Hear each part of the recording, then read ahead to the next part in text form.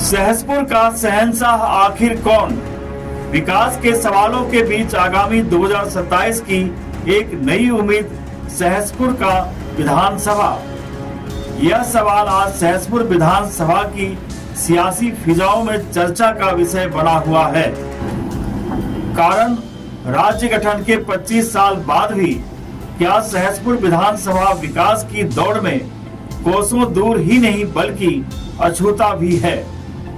जहां क्षेत्र में भरमार गंदगी, बदहाल सफाई व्यवस्था और दुर्गंध से परेशान आम जनता आखिर कब राहत की सांस लेगी? आगामी विधानसभा चुनाव 2027 जैसे जैसे नजदीक आ रहे हैं, सहसपुर के लोगों के बीच विकास और जन सुविधाओं को लेकर सवाल भी तेज होते जा रहे हैं। कारण पिछले 10 वर्षों से क्षेत्र का प्रतिनिधित्व कर रहे विधायक ने जनता की समस्याओं की सुध नहीं ली, जिस कारण लगातार उपेक्षा और बदहाल व्यवस्थाओं से परेशान सहसपुर की आम जनता अब बदलाव का मन बना रखी है।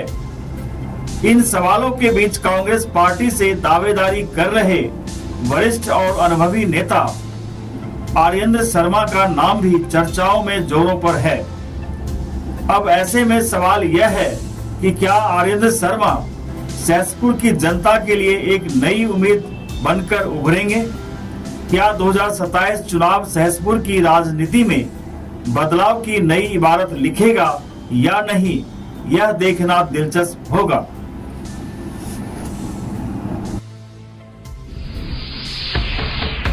शर्मा जी, जिस तरीके 2 बार से सत्ता में काबिज है बीजेपी, इस बार कैसे लग रहा है कि बदलाव के बयार दिखते हैं आपको? देखिए, आज उत्तराखंड में कहीं कोई विकास के काम नहीं हो रहे हैं। जो इनका विकास का मॉडल था वो फेल हो चुका है।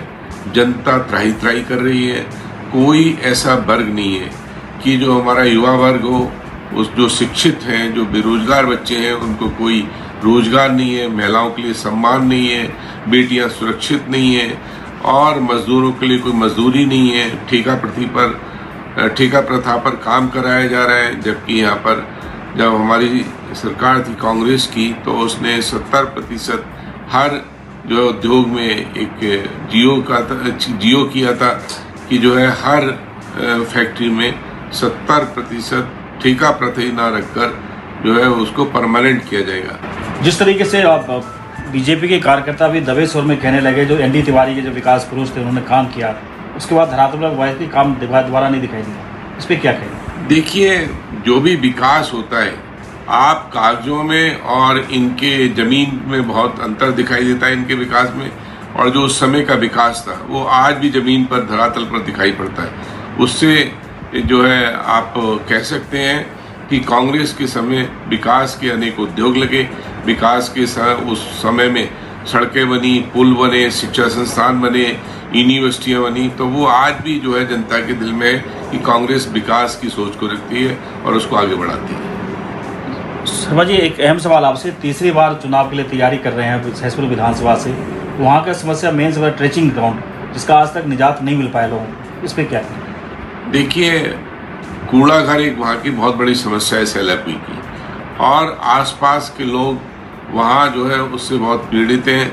वहाँ बीमारियाँ फैल रही हैं और हमने पिछले भी घोषणा पत्र में और हमने अपने घोषणा जो की थी कि हाँ, अगर सरकार आएगी तो हम उस कूड़ा घर को अन्य कहीं स्थान पर, जहाँ पर सबकी राय लेकर उसके लिए स्थानांतरित करेंगे।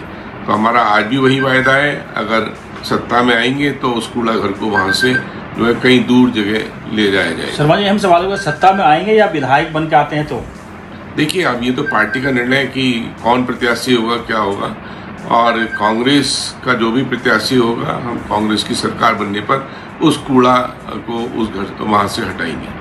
और हाँ, इस खबर पर आप क्या सोचते हैं, हमें कमेंट करके जरूर बताएं। बाकी की देश और दुनिया की खबरों के लिए आप बने रहे श्रमिक मंच न्यूज के साथ।